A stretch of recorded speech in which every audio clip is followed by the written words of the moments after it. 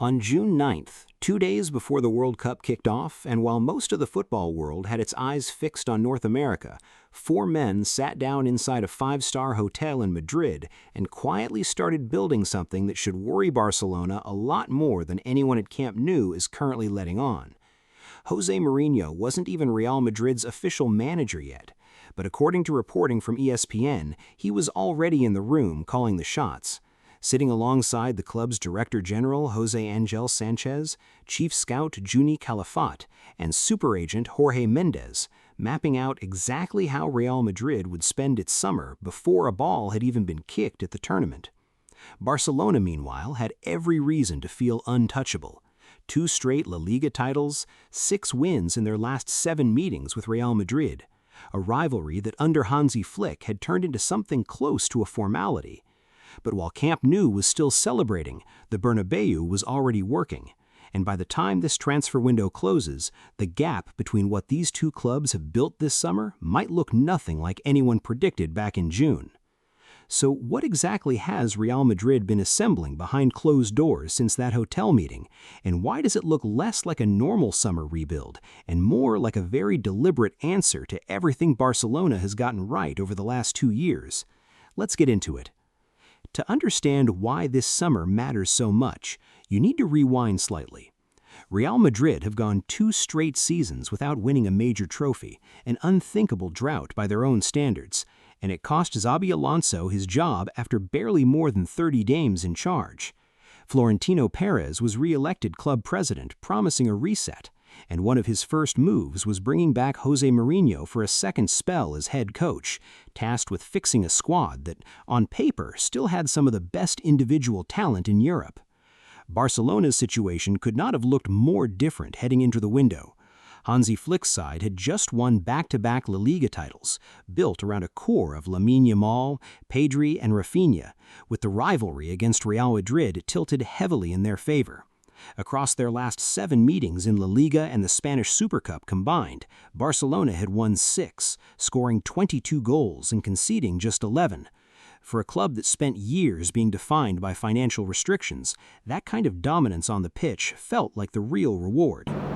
Before we get further into how Real Madrid actually built this squad, if you're new to the channel, go ahead and hit that subscribe button, because this transfer window still has weeks to run, and we're going to be tracking every single move.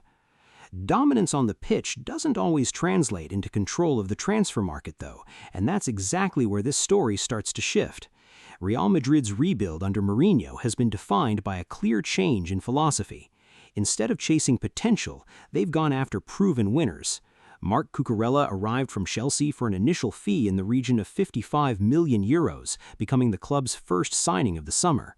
Bernardo Silva followed on a free transfer after his contract at Manchester City expired, joining on a 2-year deal.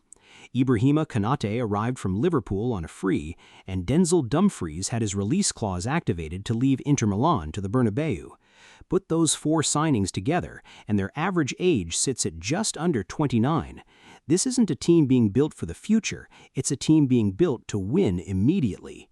There's a smaller detail buried in that Cucurella deal that says a lot about where things currently stand between these two clubs.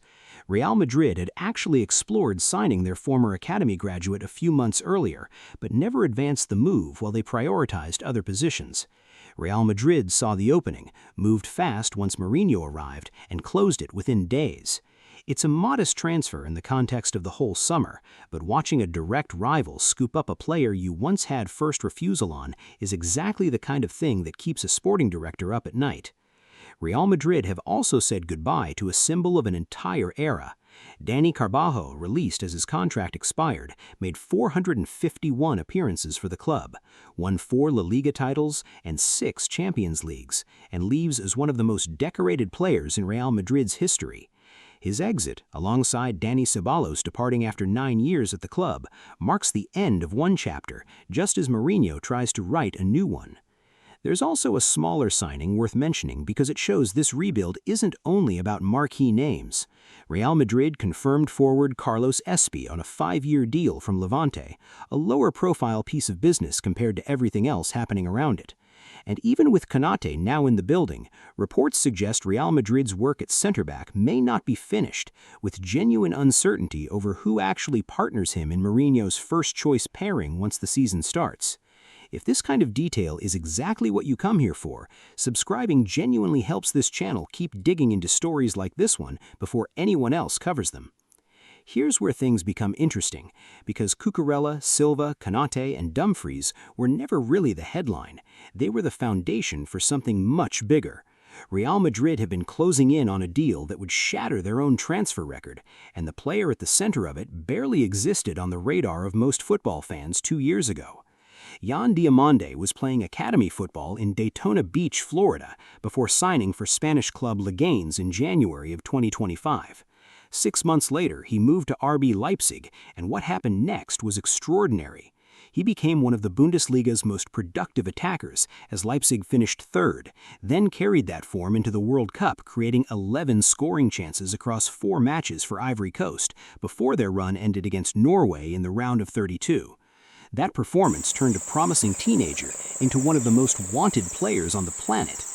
Paris Saint-Germain were long considered the favorites to sign him, but they officially withdrew from the race, citing what they called disproportionate financial demands from both the players' camp and RB Leipzig.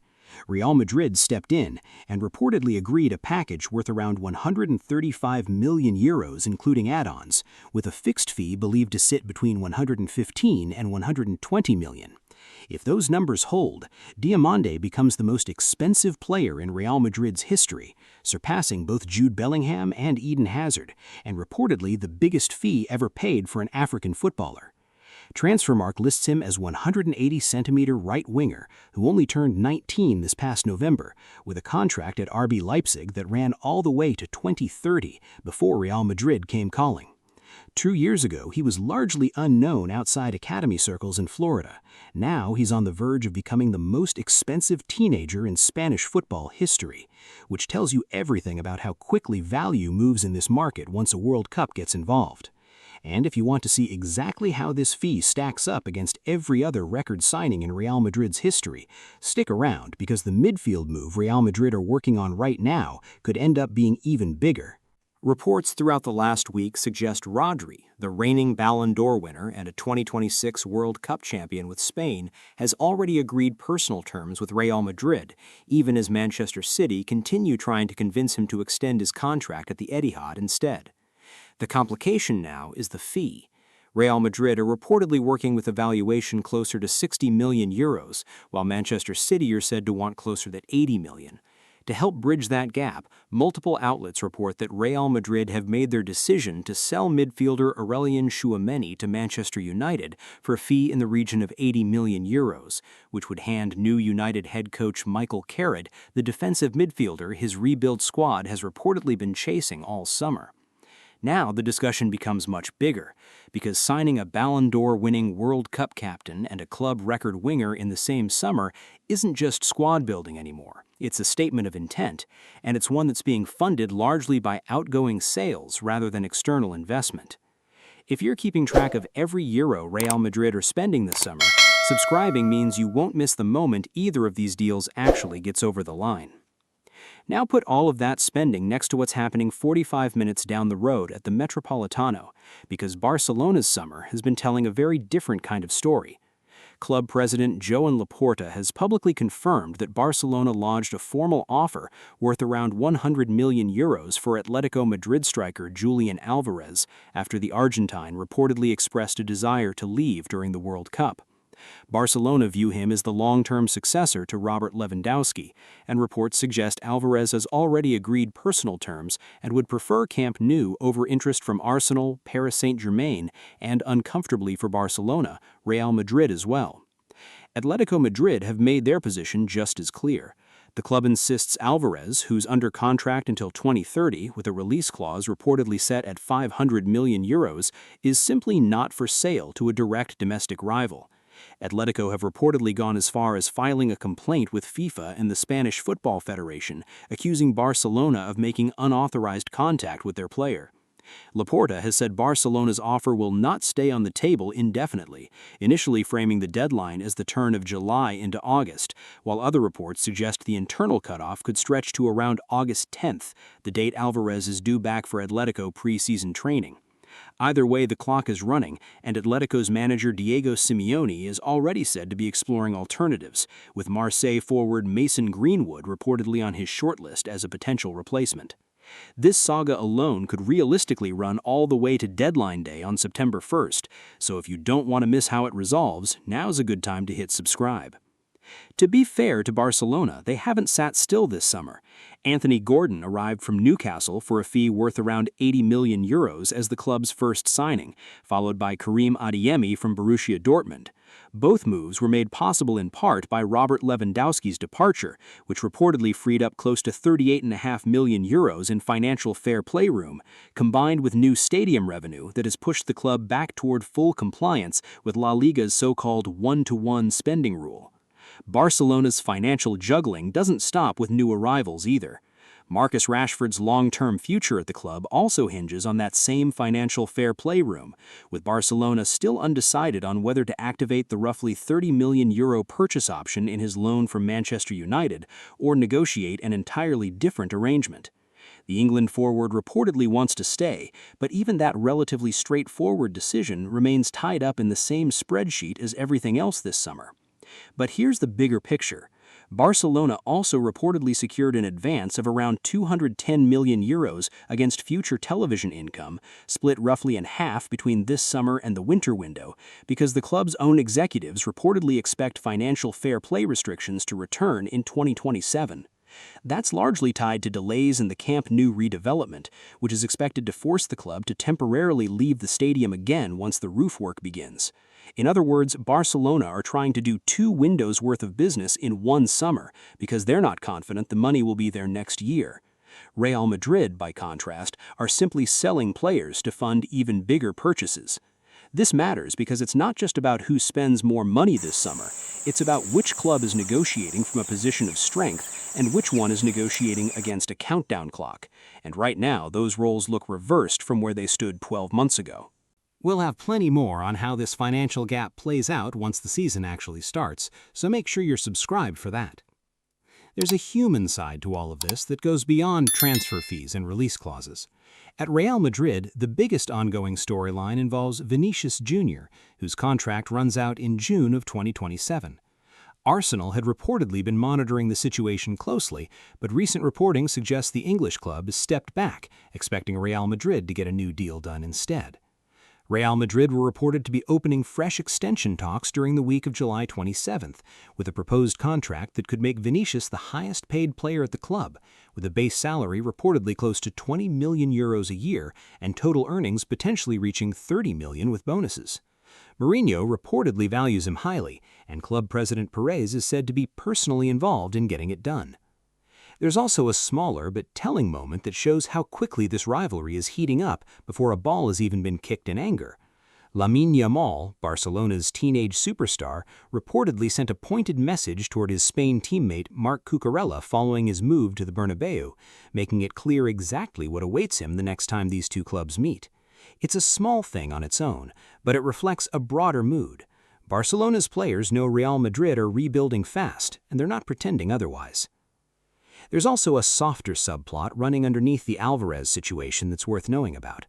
Reports in Spain suggest people close to the striker have advised him to publicly smooth things over with Atletico's supporters, hoping to lower the temperature after his World Cup comments upset parts of the fan base, even as he privately keeps pushing for a way out to Barcelona. It's the kind of delicate balancing act that shows just how personal this saga has become, on top of everything already playing out between the two boardrooms. At the same time, Real Madrid are dealing with their own generational shift. Carvajal's departure, alongside academy graduate Gonzalo Garcia, reportedly attracting interest from Fulham, and Endrick being reintegrated after a loan spell at Lyon, shows a squad in transition, even as it adds proven veterans at the top of the market. Balancing that experience with genuine hunger from within the academy will be one of Mourinho's biggest internal challenges heading into the season. So where does all of this actually go from here? If current reporting holds, the Diomande and Rodri deals could both be finalized within the next couple of weeks, with Tchouaméni's move to Manchester United following soon after to help balance the books. A Vinicius extension before the September 1st deadline looks like the most likely outcome as well, given how invested both the club and the player appear to be in making it work. For Barcelona, the picture is murkier. It's possible Julian Alvarez forces the issue publicly again and finally gets his move before Atletico's own preseason deadline arrives.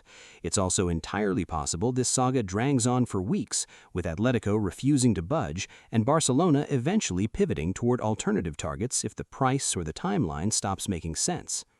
Many observers believe the outcome will depend heavily on how much public pressure Alvarez himself is willing to apply in the coming days.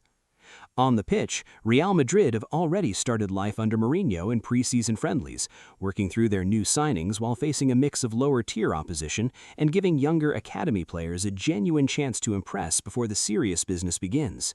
The league season itself kicks off in mid-August, with Real Madrid opening at home against Real Sociedad and Barcelona hosting Athletic Club at Camp Nou, giving both new-look squads a few competitive weeks to settle before anyone starts drawing real conclusions. One quick reminder before we wrap this up. Subscribing costs nothing, and it's genuinely the best way to make sure you catch every twist in this rivalry as it develops over the next few weeks. Whatever happens between now and September 1st, both of these squads will be tested for real on October 25th, when Real Madrid travel to Camp Nou for the first Clasico of the season, with the return fixture set for May 9th at the Bernabeu. Given Barcelona's recent record in this fixture, 6 wins from the last 7 meetings, many inside Spanish football still expect them to start as favorites regardless of how much Real Madrid spend this summer. But if current trends continue and Mourinho's new-look squad clicks quickly, it's possible that October date becomes the first real test of whether Real Madrid's spending has actually closed the gap or whether Barcelona's dominance runs deeper than any transfer window can fix. So here's where this all leaves us. While Barcelona spent the early summer celebrating back-to-back titles, Real Madrid quietly assembled a win-now roster of proven winners, agreed a club record deal for a 19-year-old wonder kid, moved to secure a Ballon d'Or winning midfielder, and appears close to locking down its most important attacking talent for years to come. And when these two teams finally meet at Camp Nou on October 25th, who do you think walks away with it? If you enjoyed today's football analysis, don't forget to like the video, subscribe to the channel, and share your thoughts in the comments. Football never stops, and neither do we. Thanks for watching, and I'll see you in the next one.